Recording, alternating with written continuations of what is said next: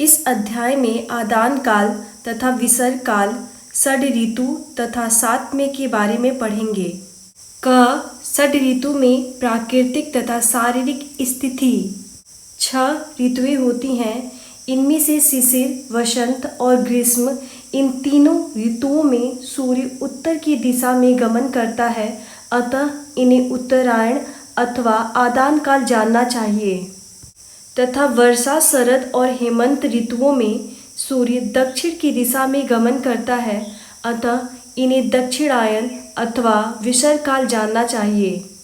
विसर्ग काल में प्राकृतिक तथा शारीरिक स्थिति वर्षा, शरद, हेमंत, इन ऋतुओं में क्रमशः जब सूर्य दक्षिण की दिशा की ओर गमन करना आरंभ करता है, उस समय काल और स्वाभाविक मार्ग तथा मेघ, वायु और वर्षा से इसका तेज कम हो जाता है। चंद्रमा पूर्वा बली रहता है तथा आकाश से जल गिरने के कारण जगत का ताप शांत हो जाता है, अतः आम्ल, लवण और मधुर ये अरुक्ष रस तथा मनुष्यों के शरीर में बल प्रतिदिन बढ़ने लगता है।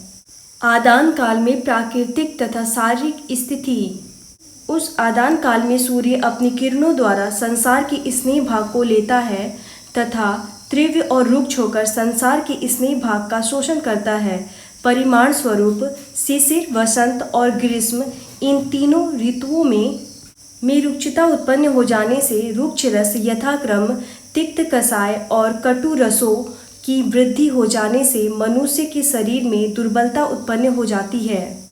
आदान तथा विसर्ग काल में शारीरिक बल की स्थिति विसर्ग काल के आरंभ तथा आदान काल के अंत में मनुष्य में दुर्बलता, विसर्ग तथा आदान काल के मध्य में मध्य बल तथा विसर्ग काल के अंत में और आदान काल के आरंभ में उत्तम बल होता है।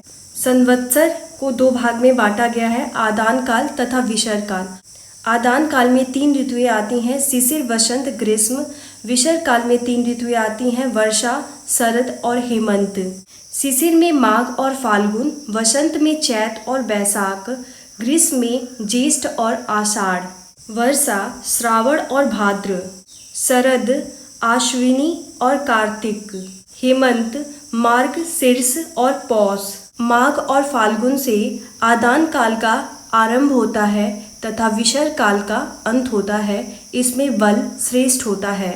चैत और बैसाख में आदान काल मध्य में होता है तथा विसर्ग काल भी मध्य में होता है। इसमें मध्य बल होता है।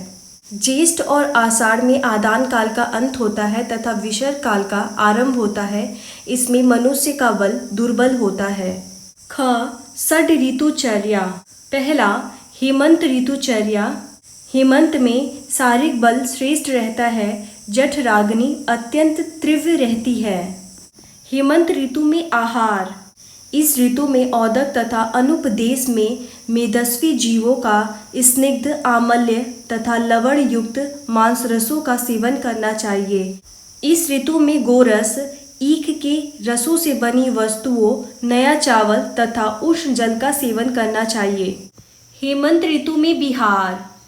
इस ऋतु में तेल का अभ्यंग करना चाहिए, उपटन लगाना चाहिए, सिर पर तेल लगाना चाहिए, शरीर पर भारी और गर्म वस्त्र धारण करना चाहिए आदि। हेमंत ऋतु में वर्जनीय आहार विहार। हेमंत ऋतु में वातल्य तथा लघु पदार्थों का त्याग कर दें। वायु का अत्यधिक सेवन तथा सत्तू का सेवन वर्जित है। दूसरा, शिशिर ऋतुचर्या। हेमंत शिशिरी तुल्य के अनुसार हेमंत और शिशिर ऋतुचर्याएं सामान्य हैं। इस कारण हेमंत ऋतुचर्यों का ही सेवन शिशिर में भी होता है। अतः शिशिर ऋतु में भी हेमंत ऋतु की ही सब विधियों का पालन करना चाहिए। शिशिर ऋतु में वर्ज्य आहार। शिशिर ऋतु में कटु, तिक्त, कषाय रस तथा वातवर्धक हल्के और शीतल अन्नपान का त्याग कर देना चाहिए। तीसरा, वसंत ऋतुचर्या। वसंत ऋतु में शारीरिक बल मध्यम रहता है तथा जठराग्नि मंद रहती है। वसंत ऋतु में आहार। यौ तथा गेहूं का भोजन करना चाहिए। शशक, कृष्ण, हिरण, लाव तथा कपि जल के मांस का सेवन करना चाहिए आदि। वसंत ऋतु में विहार। वसंत ऋतु में व्यायाम करना चाहिए। धूम्रपान, अंजन तथा सुख उष्ण जल से स्नान आदि करना चाहिए। शरीर पर चंदन, अगरू आदि का लेप करना चाहिए आदि। वसंत ऋतु में वर्जनीय आहार विहार। वसंत ऋतु में गुरु, आम्ल, स्निग्ध, मधुर अन्नपान का तथा दीवा स्वप्न निषिद्ध है। चौथा, ग्रीष्म ऋतुचर्या। इस ऋतु में शारीरिक बल दुर्बल होता है। ग्रीष्म ऋतु में आहार, घृत तथा दुग्ध से युक्त सादी चावल का सेवन करना चाहिए। जांगल पशु पक्षियों की मांस का सेवन करना चाहिए। ग्रीष्म में मधुर शीतल द्रव्य तथा अन्य पान करना चाहिए आदि। ग्रीष्म ऋतु में विहार, रात्रि में शरीर पर चंदन का लेप करके सुखा ले। हवादार शीतल छत पर शयन करना चाहिए। दिन में शीतल गृह में सोए आदि। ग्रीष्म ऋतु में वर्जनीय आहार विहार। ग्रीष्म ऋतु में आम्ल, लवण, कटु, अन्नपान, व्यायाम तथा मैथुन निषिद्ध है। पांचवा, वर्षा ऋतुचर्या।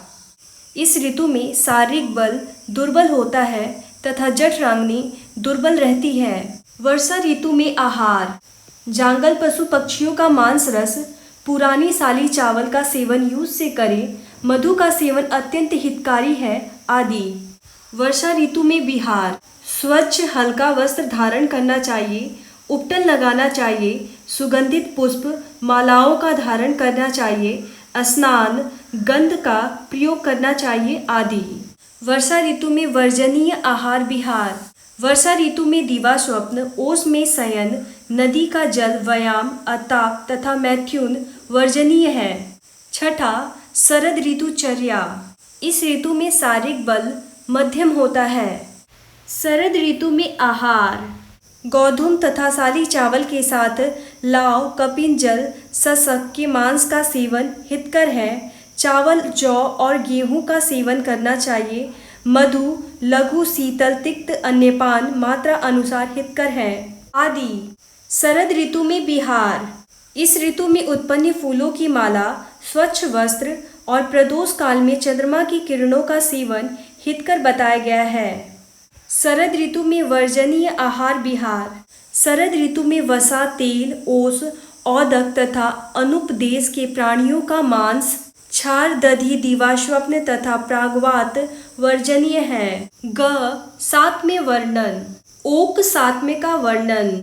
इस प्रकार विहार और आहार के अनुसार ऋतु सातवें का उपदेश किया गया है। जो आहार और विहार उचित होने से शरीर के लिए हितकारी होते हैं उसे ओक सातवें कहते हैं।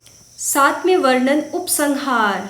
सात्म को जानने वाले विद्वान देश और रोग के गुण से विपरीत गुण वाले विहार और आहार आदि को उन देशों और रोगों के लिए सात्म्य मानते हैं।